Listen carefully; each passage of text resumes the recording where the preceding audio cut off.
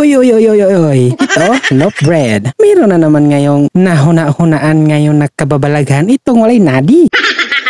Bumili kasi ng loaf bread ang aking igsuonin. Kaya, meron naman ngayon akong nahuna-hunaan dito kung paano ko ito hahamuloin. Basta talaga kung ano-ano na ang pumapasok sa otakin nitong walay nadi ay bubuhatin niya talaga. Uy, wala talagang makabuot sa akin dahil trip-trip ko ito.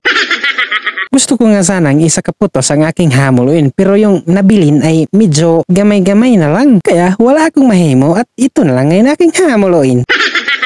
At sakto din pala dito na nakapalit din ang aking igsuonin ng mga palamanin. Ito ang star margarine na yellow at brown. Kaya meron namang pumasok ngayon sa aking utok na akin naman ngayon itong ipagsagula. Siyaro, hindi mapura nito ang walay nadi. Nagawa ko naman ito noon pero yung isang star margarine na aking ginamit noon ay pink na color iyon. Ngayon, hilo naman ngayon ang aking ipaparis nitong brown na star margarine. Ano kaya ang lami ngayon nito ba? Bahala na. Basta magsagula na ito, ang lami-lami na nito.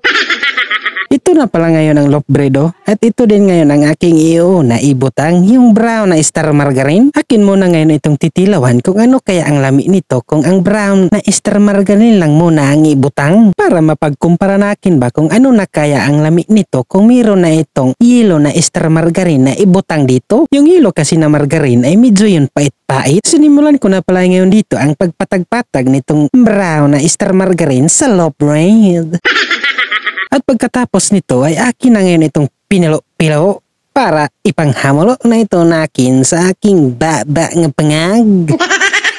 Wala muna ngayon itong ka-challenge dahil wala pa dito nakin binutang ang ilo na margarine. Nalilibog talaga ako kung ano kaya ang lami nito ngayon magsagula yung tamis at ang pait. Magkamuritsing talaga siguro ba? Pagkawala naging nadi.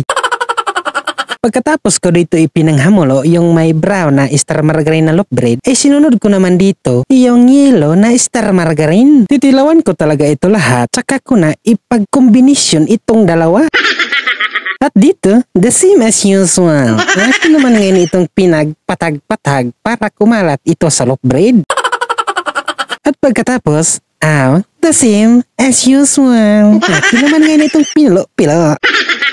At pagkatapos, binukod ko na. Pagkaarang lami talaga oy. Sumot na siguro ngayon ito. Napakalami kung ipagkombinasyon ko na itong dalawang star margarine na brown at yellow. At nung matapos ko na itong ipanghamulo, ito na. Akin na ngayon itong binutang ang yellow na star margarine dito sa loaf bread.